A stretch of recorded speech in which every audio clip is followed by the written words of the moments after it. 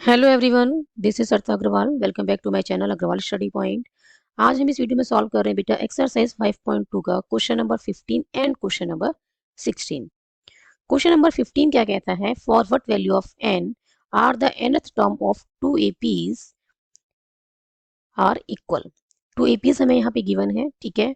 हमें ये बताना है कि इनकी कौन सी n वैल्यू के लिए nth टर्म जो है वो इक्वल होगी, ठीक है। n की कौन सी वैल्यू के लिए इन दोनों एपीज की जो nth टर्म है वो इक्वल होगी, ये हमें n की जो वैल्यू है वो फाइंड आउट करनी है। क्लियर है। तो सबसे पहले हम क्या लिख लेते हैं, first AP and second AP, ठीक है।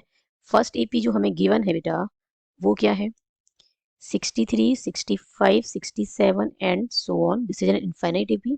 क्लियर है। सेकेंड एपी क्या है बेटा, second AP is 3, 10, 17 and so on. Clear है।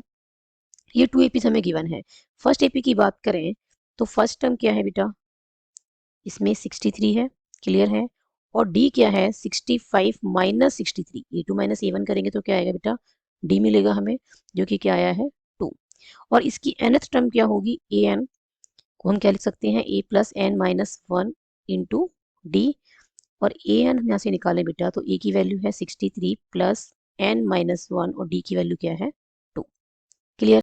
फर्स्ट एपी की क्या आ गई है बेटा, nth टर्म आ गई है। क्लियर। नाउ सेकंड एपी की बात करें तो यहाँ पे जो फर्स्ट टर्म है वो क्या है बेटा 3, और डी क्या है 10 माइनस 3 दैट इज 7।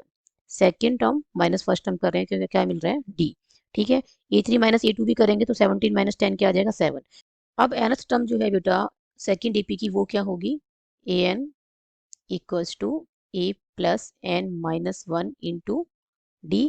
तो ये आ जाएगा बेटा, ए की वैल्यू 3 पुट करेंगे और डी की वैल्यू क्या है 7। क्लियर है। Now if nth term of the given two APs of the given two APs are equal, then हम क्या लिख सकते हैं, ये दोनों APs की nth टर्म इक्वल है तो हम क्या लिख सकते हैं, इनको इक्वेट कर सकते हैं, ठीक है। ये फर्स्ट इक्वेशन आप लेट कर सकते हैं इसको, this is the equation number 2, ठीक है। अब इन दोनों को हमने इक्वेट करना है तो 63 plus N minus 1 into 2 equals to में 3 plus N minus 1 into 7। Clear है। ये बना बेटा 63 प्लस 2n माइनस 2, और ये क्या बन जाएगा 3 प्लस 7n माइनस 7। 63 माइनस 2 कितना आएगा 61 प्लस में 2n और इक्वल्स टू में 7n, 3 माइनस 7 आ गया माइनस 4। क्लियर है। माइनस 4 को जरा शिफ्ट करेंगे तो ये प्लस का बन जाएगा, ठीक है। और 2n को जरा शिफ्ट करेंगे राइट में तो ये माइनस का 2n हो जाएगा। ये बना बेटा 65 इक्वल्स टू 5n, और n इक्वल्स टू क्या आ जाएगा, n की वैल्यू आ जाएगी बेटा 65 डिवाइडेड बाय 5। अब 65 जो है बेटा 5 से कितने टाइम्स कट हो रहा है, 13 टाइम्स, ठीक है। तो ये क्या आ गया, n इक्वल्स टू कितना आ गया है 13। Now this is the answer of question number 15। Clear है। nth टर्म जो है टू एपीज की वो n की किस वैल्यू के लिए इक्वल है, n की जब 13 वैल्यू है उसके लिए। दैट मीन जो 13th टर्म है इन दोनों एपीज की वो क्या है, इक्वल है। आप वेरीफाई करना चाहें तो आप वो भी कर सकते हैं, ठीक है। यदि हम फर्स्ट एपी की बात करें और इसकी 13th टर्म निकालें तो क्या बनेगी बेटा, a प्लस में 12d बनेगी, और a क्या है यहाँ पे 63 है, 12 हो गया, और d की वैल्यू क्या है 2। क्लियर है। तो 63 प्लस 24 ये बनेगा 87। और ऐसे ही सेकंड एपी की हम 13th टर्म निकालें, ये 13, तो ये क्या बनेगा, ये भी बनेगा a प्लस 12d, और ये क्या है यहाँ पे 3 है, 12 इंटू डी की वैल्यू क्या है यहाँ पे 7। तो ये आ गया बेटा 3 प्लस 84 दैट इज 87। आप क्या देख पा रहे हैं कि दोनों की जो 13th टर्म है, ठीक है, फर्स्ट एपी के लिए भी A13 और सेकंड एपी के लिए भी A13, दोनों ही केस में हमें वैल्यू क्या मिलती है, सेम मिल रही है, दैट इज 87। ठीक है। तो इन दोनों एपीएस की जो 13th टर्म है वो क्या है, इक्वल है। तो एन की वैल्यू यहां से हमें क्या मिली है 30। नेक्स्ट वन इज, ये आपको बेटा एग्जाम में नहीं करके दिखाना है, दोनों की A13 निकाल के आपको 13th टर्म जो है उसकी वैल्यू निकाल के एग्जाम में नहीं दिखाना है। ये सिर्फ हमने चेक किया है जस्ट कि जो हमारी वैल्यू n इक्वल टू 13 आई है वो करेक्ट है या नहीं, ठीक है। ये सिर्फ आपको अपनी अंडरस्टैंडिंग के लिए, अपनी वेरीफाई करने के लिए है कि जो मेरी वैल्यू निकल के आई है 13 वो करेक्ट है या नहीं। इसलिए मैंने आपको वेरीफाई करके दिखाया है कि यस जो n इक्वल टू 13 है, ठीक है, दैट मीन्स दोनों एपीज की 13 टर्म क्या है वो इक्वल है। ये आपको एग्जाम में नहीं करना है, ओके। आपको एग्जाम में सिर्फ n की वैल्यू 13 आ गई, यहीं पे आपका जो क्वेश्चन का सॉल्यूशन है वो कंप्लीट हो जाएगा। क्लियर है? ये सिर्फ अंडरस्टैंडिंग के लिए मैंने आपको बताया था कि यस ये 13 जो है वो दोनों की क्या है 13 टर्म इक्वल है। 16th क्वेश्चन में हमें क्या गिवन है, determine the AP whose third term is 16 and seventh term exceeds the fifth term by 12। अब हमें क्या करना है बेटा, एपी को डिटरमाइन करना है, ठीक है। एपी को डिटरमाइन तो करना है बट ना तो हमारे पास यहाँ पे क्या है फर्स्ट टर्म है, ना ही कॉमन डिफरेंस है। यदि हमारे पास फर्स्ट टर्म और कॉमन डिफरेंस हो तो हम डिटरमाइन कर सकते हैं एपी को, बट यहाँ पे हमें दोनों में से कुछ भी गिवन नहीं है, ना ए और ना ही डी। बट हमें जो ये गिवन है थर्ड टर्म इज 16, ठीक है, और सेवंथ टर्म क्या है, फिफ्थ टर्म से 12 बड़ी है। ये जो हमें कुछ कंडीशंस गिवन है इनका यूज करके हम पहले क्या फाइंड आउट करेंगे, ए एंड डी, देन हम डिटरमाइन करेंगे एपी को। क्लियर है? नाउ सबसे पहले हम क्या करते हैं, सबसे पहले हम लेट कर लेते हैं कि A be the first term, let A be the first term and D be the common difference. D क्या है, डी जो है बेटा वो कॉमन डिफरेंस है ऑफ एन एपी। क्लियर है? अब हमें क्वेश्चन में क्या गिवन है, थर्ड टर्म 16 है, तो ए3 क्या होगा, ए3 होगा ए प्लस 2 डी, और वो कैसे आएगा, ए एन की हेल्प से, ठीक है ना। एनएस टर्म का फॉर्मूला क्या होता है, a n equals to a plus N minus one into d, यही फार्मूला होता है एनएस टर्म का, ठीक है। इस फार्मूले का यूज करके बेटा हम थर्ड टर्म को क्या लिख सकते हैं, ए3 क्या बन जाएगा, ए3 हो जाएगा ए प्लस 2 डी। क्लियर है?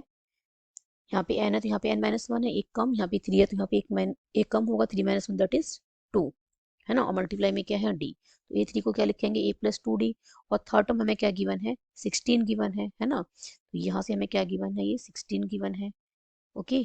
तो इसको हम कैसे लिख सकते हैं, a plus 2 d equals to 16, this is the equation number 1। Second हमें क्या गिवन है, जो सेवंथ टर्म है, मतलब कि ए7, ठीक है, फिफ्थ टर्म से कितनी बड़ी है, 12 बड़ी है, ठीक है, फिफ्थ टर्म से 12 बड़ी है, तो फिफ्थ टर्म में यदि मैं 12 ऐड कर दूं तो दोनों क्या हो जाएंगी, इक्वल हो जाएंगी, ठीक है। तो ए7 माइनस ए5 इक्वल्स टू क्या बना, 12। क्लियर है? उसके बाद बेटा ए7 को हम क्या लिख सकते हैं, पहले मैं इसको राइट कर देती हूँ यहाँ पे दोबारा, यही लिख दिया मैंने, ठीक है, ए7 माइनस ए5 इक्वल्स टू 12। ए7 को क्या लिख सकते हैं, ए प्लस 6d माइनस ए5 को क्या लिख सकते हैं, ए प्लस 4d, ठीक है, ए प्लस 4d, इसमें दो टर्म्स हैं तो आपने क्या लगाना है, ब्रैकेट लगाना है, क्योंकि बाहर माइनस है, ओके। अब ये साइन चेंज हो जाएंगे, माइनस से मल्टीप्लाई करेंगे तो ये हो जाएगा माइनस का ए और ये माइनस का 4d, minus A minus 4d equals to क्या है, 12 है। ए से ए बेटा कैंसिल हो जाएगा क्योंकि प्लस का ए है और माइनस का ए है, ठीक है।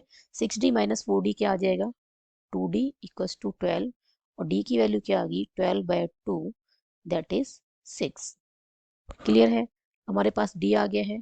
नाउ पुट कर लेते हैं d की वैल्यू को फर्स्ट इक्वेशन में, put d equals to 6 in first equation. Clear है? तो फर्स्ट इक्वेशन में पुट करेंगे तो ए क्या मिलेगा, ए प्लस 2 इंटू 6 इक्वल्स टू 16, और ए प्लस 12 इक्वल्स टू 16, और ए की वैल्यू आ गई बेटा 16 माइनस 12 दैट इज 4। क्लियर है? ए हमारे पास क्या आ गया है, 4 आ गया, और डी हमारे पास क्या है 6। नाउ एपी इज, एपी क्या बनेगी, now required AP is, first term क्या है 4, 4 प्लस 6 क्या हो जाएगा बेटा 10, ठीक है, 10 plus 6 16 and so on. Clear है? Now this is the required AP whose third term is 16 and seventh term जो है उसकी फिफ्थ टर्म से क्या है 12 बड़ी है। आज बेटा हमने इस वीडियो में दो क्वेश्चन सॉल्व किए हैं, question number 15 and question number 16, जिसमें से क्वेश्चन नंबर 15 जो है ये बहुत ही इंपॉर्टेंट क्वेश्चन है।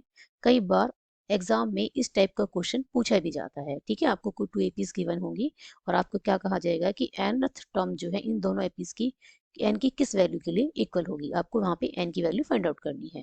तो इस टाइप का क्वेश्चन जो है कई बार एग्जाम में पूछा जाता है, तो आपको जो है केयरफुली सभी क्वेश्चंस को क्या करना है, स्टडी करना है। कुछ नहीं है, chapter 5 very very easy chapter है। 2 ही फॉर्मूलेस यूज हो रहे हैं इसमें, ठीक है। एक तो क्या है, एनस्ट्रम का फार्मूला यूज हो रहा है, और एक सेकंड क्या फार्मूला यूज हो रहा है, sum of first n terms of an AP, जो कि हम एक्सरसाइज 5.3 में यूज करेंगे। अभी तक जो है हमने एक ही फार्मूला यूज यहाँ पे किया है कि nth term of the given AP, एक ईपी हमें गिवन है, उसकी nth टर्म का फार्मूला क्या होगा, a n equal to a plus N minus one into d. यही हमने यूज किया कि उसकी nth टर्म क्या होगी। क्लियर है, अभी हमने एक ही फार्मूला हम यूज करते आ रहे हैं। अभी एक्सरसाइज 5.1 और 5.2 में सिर्फ एक ही फार्मूला यूज हुआ है। जो एक्सरसाइज 5.3 है उसमें एक फार्मूला और ऐड हो जाएगा, sum of first n terms of an AP. तो ये चैप्टर जो है बेटा बहुत ही इजी चैप्टर है, ठीक है। तो आपको बहुत केयरफुली स्टडी करना है, आपका कोई मार्क्स कट नहीं होना चाहिए इस चैप्टर से रिलेटेड। आई होप ये सॉल्यूशंस आपको अच्छे से समझ में आए होंगे। If you have any doubt then write in the comment section. यदि वीडियो पसंद आई हो तो like this video, share this video and subscribe my YouTube channel Agarwal study point, and don't forget to press bell icon to get latest updates of my upcoming videos. Thank you so much for watching this video. Keep studying and keep watching.